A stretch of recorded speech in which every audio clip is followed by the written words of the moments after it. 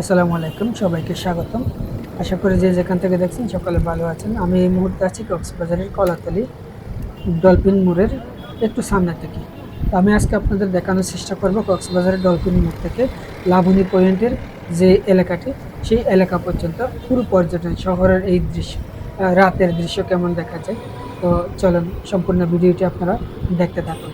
তো দেখেন, যানজটের শহর হলেও কক্সবাজারটি রাতের বেলায় কিন্তু খুবই অসাধারণ, খুবই চমৎকার দেখা যায়। তো আমার সামনে আপনারা দেখতে পাচ্ছেন 5 স্টার মানের হোটেল, যে 5 তারকা মানের হোটেলটি রয়েছে কক্সবাজারের একেবারে প্রধান সড়কের উপরে।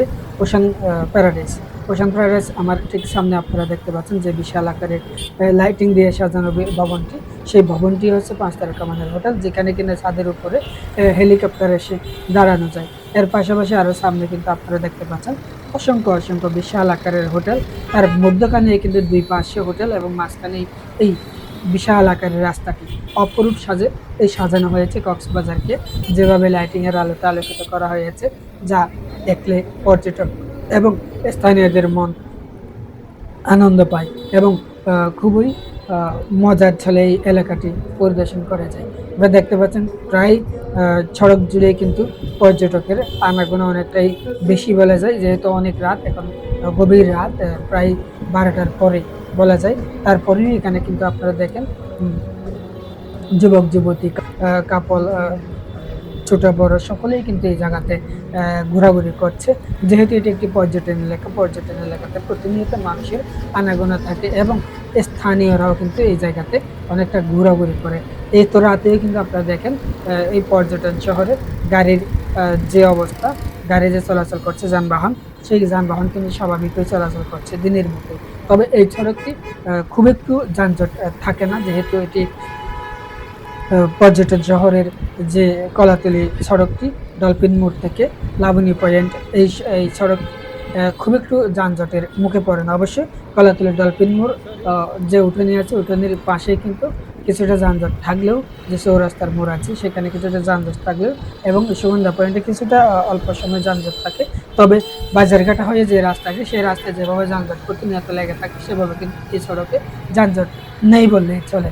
তারপরেও এই সড়কটি পর্যটকদের জন্য একেবারে খুবই স্বাধীনচেতা একটি সড়ক, যেখানে পর্যটকরা প্রতিনিয়ত ঘোরাঘুরি করে, প্রতিনিয়ত পরিদর্শন করে। সড়কের লাইটিংয়ের আলোতে আলোকিত সড়কটি এক নজরে দেখার জন্য দূর দূরান্ত থেকে ছুটে আসে।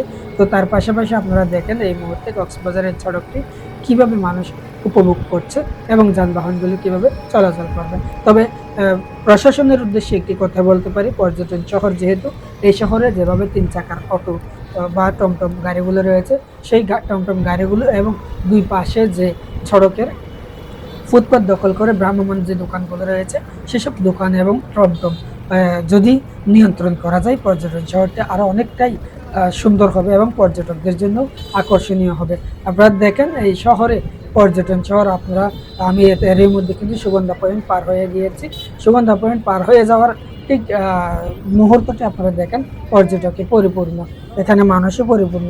এই যে দেখেন ছোট ছোট যে গাড়িগুলো, এই গাড়িগুলোর কারণে কিন্তু অনেকটাই মানুষের হাঁটা চলায় বা চলাচল করতে অনেক কষ্টসাধ্য হয় এবং যে সড়ক দখল করে ফুটপাত ব্যবসায়ীরা বা ভ্রাম্যমাণ ব্যবসায়ীরা ফুটপাত দখল করে, ওয়াকওয়ে যে হাঁটার রাস্তাটি দখল করে, যেভাবে ভ্রাম্যমাণ দোকানগুলো বসানো হয়েছে, এতে আরও বিব্রত হতে হয় পর্যটকদের বা স্থানীয় বাসিন্দাদের বা যাতায়াতকারীদের। তো তার পাশাপাশি অটো, টমটম, যে ছোট ছোট 3 চাকার গাড়িগুলো রয়েছে, সেই গাড়িগুলোর কথা নাই বললাম।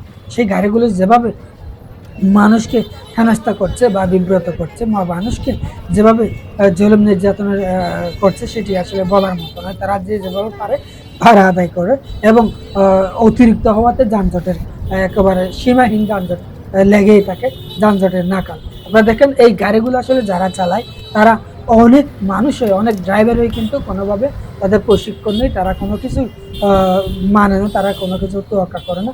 যে যেভাবে পারে, যদি 1 মাইল দূর থেকে যদি দ্রুত স্পিডে যদি গাড়ি চালিয়ে আসে, তার মাঝখানে কেউ যদি মাঝখানে এসে যদি থামানোর সংকেত দেয়, তখন সেই জায়গাতেই কিন্তু এই গাড়িগুলো এসে থামায়। অতএব পেছনে, সামনে বা পাশাপাশি কেউ আছে কিনা সেটি তাদের নজরে রাখার প্রয়োজনীয় মনে করে না বা তাদের খেয়াল করার প্রয়োজনীয় মনে করে না, সেভাবে এই গাড়িগুলো চলাচল করে। তার পাশাপাশি এই কলাতলি সড়কটি আপনারা যেভাবে এই গাড়ির যানজটের মধ্যে দেখতে পাচ্ছেন, এটি আসলে একমাত্র এই ৩ চাকার গাড়িগুলোর কারণে।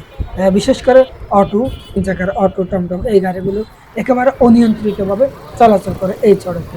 তার পাশাপাশি আমি এরই মধ্যে চলে এসেছি কক্সবাজারের যে লং বিচ হোটেল, ঠিক লং বিচ হোটেলের একেবারে সামনে।